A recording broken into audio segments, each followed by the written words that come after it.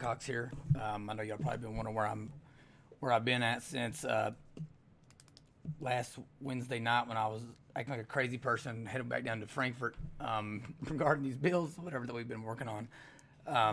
My apologies for just now getting some information out there on what happened and all that. I'll be honest, it's kind of been tough for me to even try to figure out what kind of video to do here because so much so much stuff happened there from that on that day from morning to evening. So I'm going to actually be doing another video after this one that's going to be it's going to be directed at the actual reps themselves. I think there's a little confusion on what's going on, what we're trying to do, while the bills we're voting on are still necessary, that kind of thing.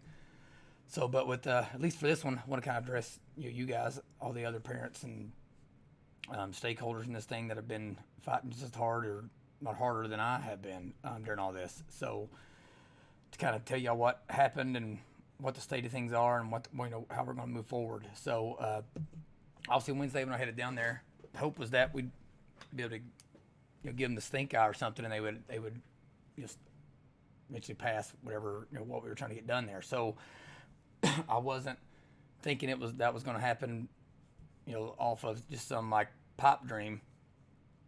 I'd been assured by leadership in the House that SB 138 would still get voted on, even though it had passed, through on SB 1 or whatever the week before that. So I guess we'll just start there. I mean, we like I'd said last week, we had HB51 attached to. I mean, it was somewhere around like 10 to 12 total bills throughout the week that either got rolled out of order or whatever.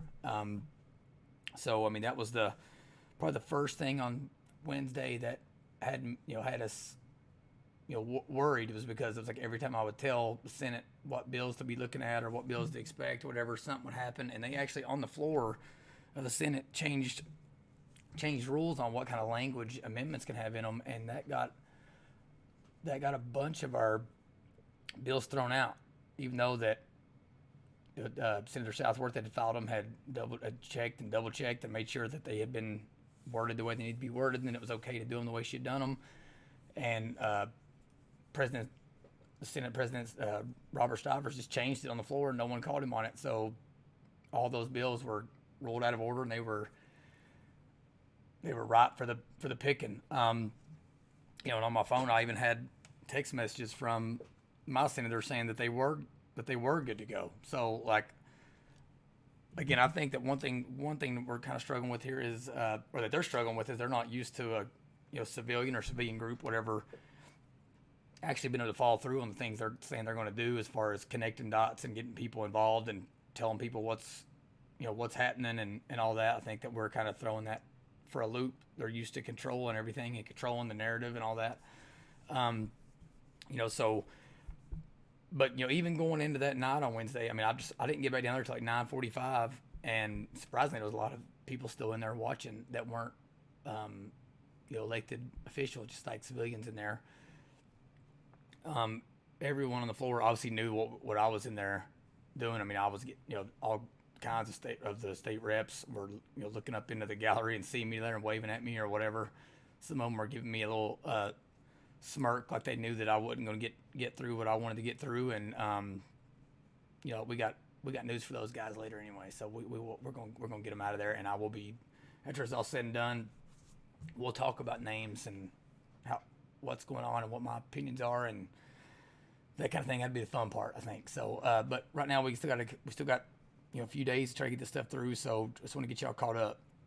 So again, I'm texting with the speaker literally all the way up until the time they ended up ending the session that day, because he told me that SB 138 was going to get a vote a week before that, and again I got the receipt for it, so I'm not just blowing smoke. But I don't know that everyone understands why that bill number is the one being used now. So that bill is just a ghost bill at this point. The language of that bill is already passed through as a committee sub to SB 1. And so, first of all, I want to be clear as far as SB 138 goes itself. I don't necessarily I really don't like the bill. I preferred HB 487, and then I think we have gotten the language tightened up on it to where it's a phenomenal bill. But don't take me asking y'all to call and get support for SB 138. It's actually not support for that bill itself. That bill's already passed, so it's basically a ghost bill for us to be able to get through what we're wanting to get through. And so we got two bills attached to it through amendments. It's HB 51 and SB 211. So 51's the the COVID bill we've been going after, and then SB 211 is the obscenity law change. So the SB 211 is Amendment 3 on SB 138, and then HB 51 is Amendment 5 on SB 138. So those are amendments that we're trying to pass. So they had whipped that bill with another amendment on it, Amendment number 4, which was from Matt Lockett. Now, again, we like that amendment. All right, like we actually hoping going into next session that we're going to be able to spread the word and get that thing passed. But when they whip the vote and they're saying they don't have the votes to pass it, the speaker is factoring that in there, okay? But they're not going to call that amendment. So I think that's playing a role. But then I also think that the other reps just don't necessarily, they don't understand why 138's getting a vote, because they don't know that, they don't understand what we're trying to do. So that's going to be on me. The next video I do is going to be for them to tell them why this bill is still important to pass. But yeah, so come all the way down to midnight. I kept telling Speaker Osborne, like, hey, just call the bill like you said you would. I promise we've got it ready. Josh Calloway knows how to explain what's going on with the two amendments. Like, I've got emails, I've got text messages, I've got Facebook direct messages from countless numbers of House reps that are saying yes, I'm still a yes vote. So like, I know wholeheartedly that this bill it'll pass with the amendments that we have on there. Now I don't think 138 would pass standalone, because it would be pointless. It's just being used to get through other stuff and get it over to the Senate. Okay, so that's number one. Number two, someone might say, well, we've already done that. Why would we do it again? Couple reasons. If the Senate really is the problem we think it is, we need to know. This all that would do if they passed HB 51 again and sent it over to the Senate, all it would do is reaffirm that, and we could know that all of our anger needs to be directed at the Senate. Okay, so as civilians, our time, we have X amount of time to devote towards this stuff. We can't waste any of it. So if we don't know what the problem is, how are we supposed to fix it? Okay, so that's number one. Number two, we'd be adding another element to what would be going back over to the Senate. And if no one has watched the video of Miranda Stovall at the last JCPS board meeting, reading the obscene material stuff from those books, I mean, like, they have FOIA sent out to counties all over the state, and these books they're all over the place. I mean, it's running rampant, and we got to get it under control. So it would also add that element into it, to where when that goes back over to the Senate, they obviously would get to concur on both of them separately. But in order to concur with either of them, both things would have to at least get a vote, from what I understand. So again, we're applying pressure to the Senate, giving the Senate an opportunity to show us where they stand. But at the end of that night, I'm getting something from Speaker Osborne saying that he, at the end of it, the last thing he said was, hey, I just got confirmation that the Senate, they're not going to take up anything we send back over to them. All right. And I'm not accusing anybody of lying or anything. I'm just telling y'all what happened. All right. But I also have a text message from Julie Rocky Adams, my senator, that says, hey, I heard that they're going to send a number over here to us, a clean amendment with 51 on it. Let me know what that number is so I can pull it. Okay, so there's either a disconnect there, or there's dishonesty there, or somebody just not holding up their end of the bargain. But again, like, they're communicating with me, and I don't think people are used to civilians without anything to lose, being willing to actually having the connections or being willing to put it all on the line to do that. And again, I'm not trying to call anybody out or anything just yet, but but it is what it is. Got one person saying that the Senate won't pick it up. I got the other person saying the Senate will. What number is it? And nothing's happening. Okay, so that's where we're at on that. So the night ended. it seemed like things were done, right? Well, here's my deal. Don't tell me things are done when there's still days left. So they're going to be coming back here next Wednesday and Thursday to reconvene for veto overrides, that kind of thing. So I don't believe in this whole we're not going to pass it because the governor will veto it nonsense. No, you better pass it if you think it's good, or otherwise we have to think that you don't like that you're a no vote. Okay, we got to stop. We got to start holding them accountable to anything that creates a roadblock in the legislation we expect to get passed. So if they want to suspend rules, they're no vote there. Okay, we're going to consider that a no vote on the bill itself. All right, you don't second a motion to hear an amendment. Okay, well, anyone could have seconded the motion, so anyone who didn't, okay, it's a no vote. We're just going to start, chalk it up. That's a no. You didn't support the cause. So got those 2 days left. The way I'm looking at it, so it gives me I got 8 days to spread the word on why we're doing this stuff, why it's important, the true purpose between HB51 and behind SB211 with the Senate. So I'm going to keep going hard until it's all said and done, because I don't want there to be any misinterpretation of who was the problem, or that they didn't have enough information or whatever. We're going to go hard in the paint. All right.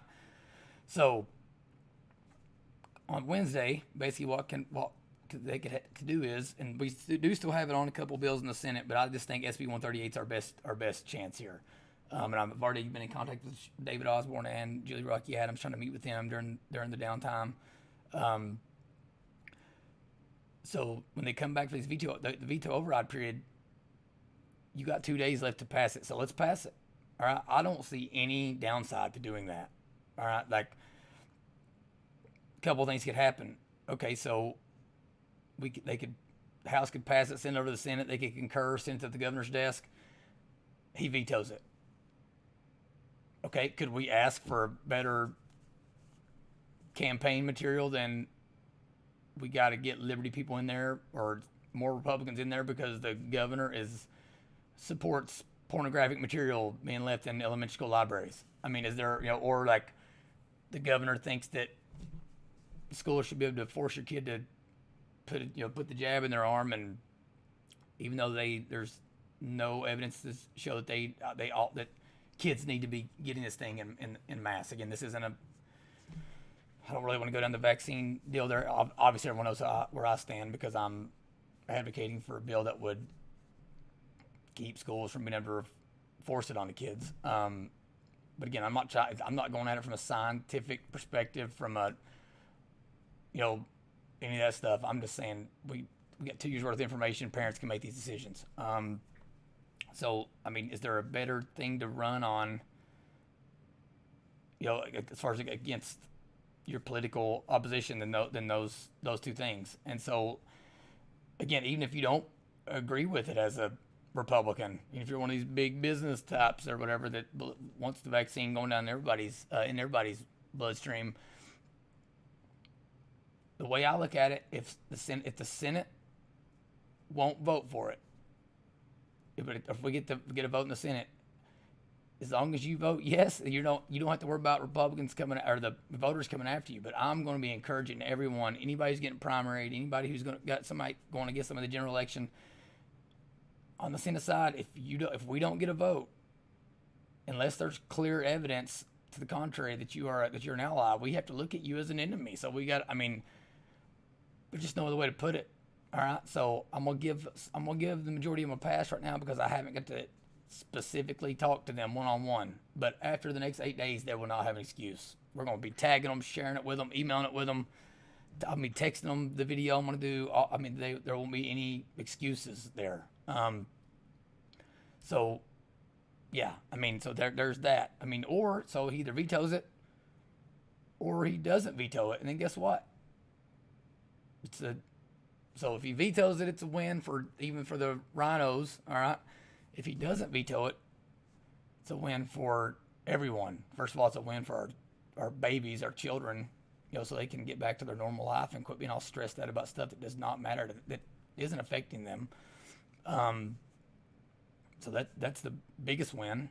The next win is that anybody who thinks that the governor will be able to spin that as a positive thing for him is just they're smoking something. Okay, like it will make him look weak. All right, and whoever the next gubernatorial candidate is on our side will still be able to say, hey, listen, look, he basically admitted we were right. We can't leave someone in there who is going to make they're that serious of bad judgment calls in that office. We just can't. So I mean, I just don't. I see this as a straight positive across the board win-win for rhinos, for Liberty folks, for our children, for our parents, all that stuff, And then again, if it does pass, it's a huge win for our grassroots parental movement. I mean, these are two like basic, fundamental, non-controversial bills that relinquish power back to parents, to make decisions about what's best for their children, without even,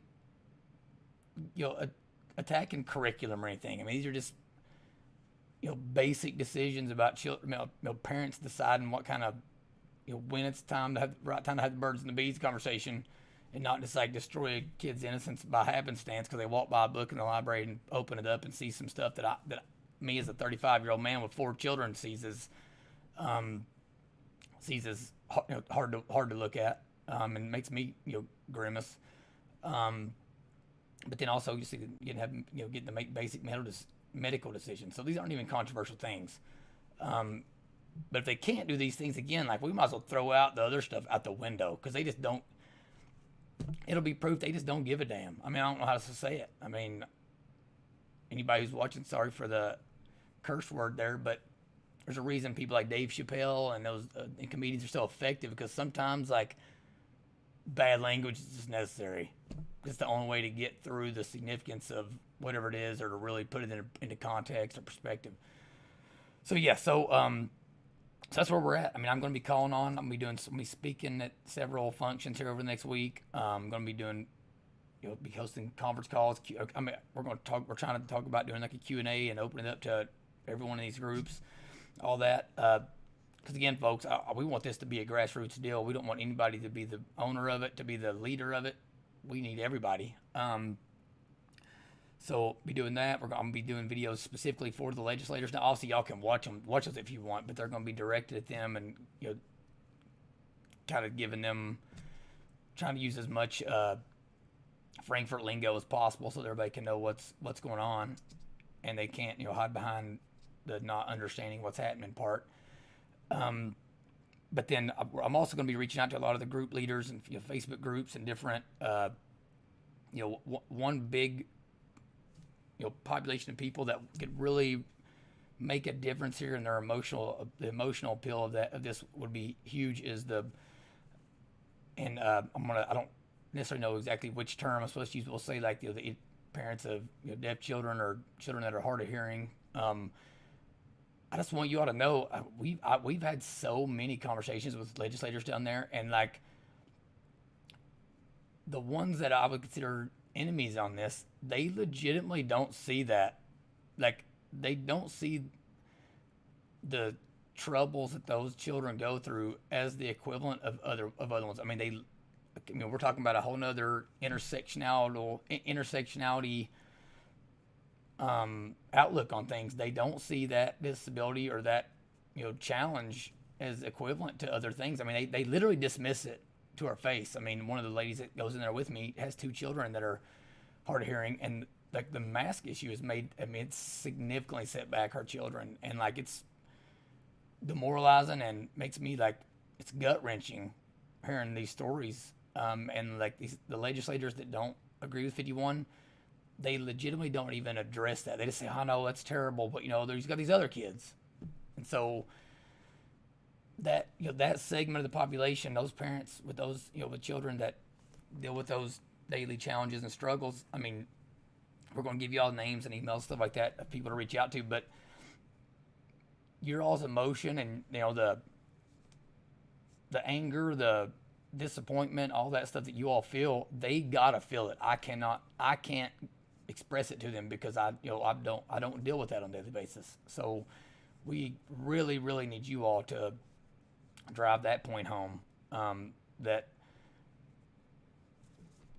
the Americans with Disability Act and all that stuff. It's like it applies across the board. It's not. I don't think they have a ranking in there of which disabilities are most important. And you go down the list. It's for everyone every child has a right to a fair and equal education. I mean, there's just no. And so if you are hard of hearing or you're deaf and parent or teachers or whatever wearing masks, you're not getting that.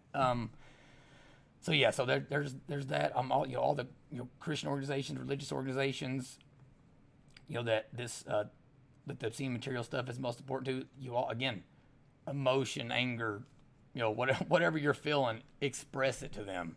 I mean, again, we'll get the emails out there for the senators and all that stuff.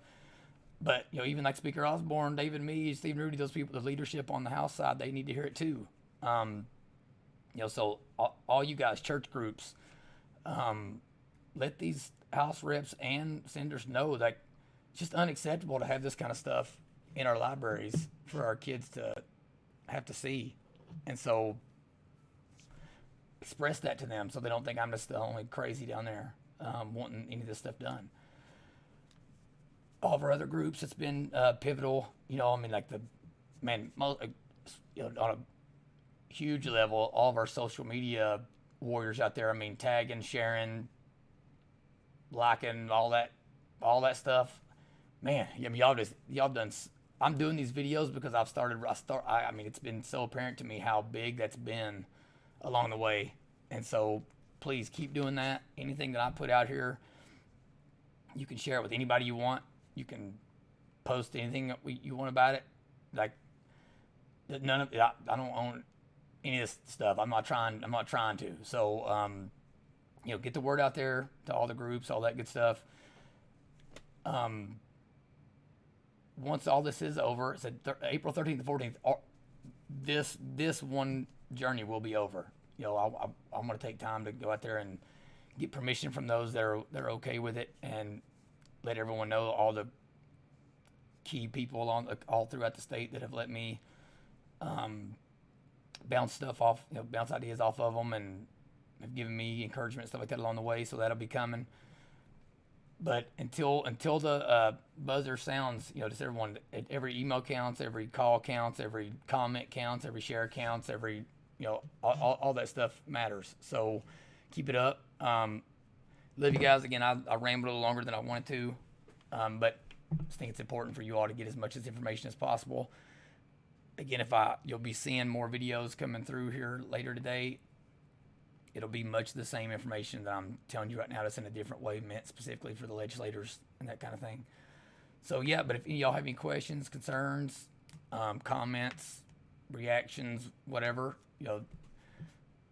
put in the comments, send me an email, send me a text, all that good stuff. But thanks a lot for staying engaged. It's spring break, so listen, if we can get loud during spring break, they will know we are dead serious. Okay, so I know some of y'all's on the beach. I know some of y'all is like, in out of the country. Some of y'all are in the skies.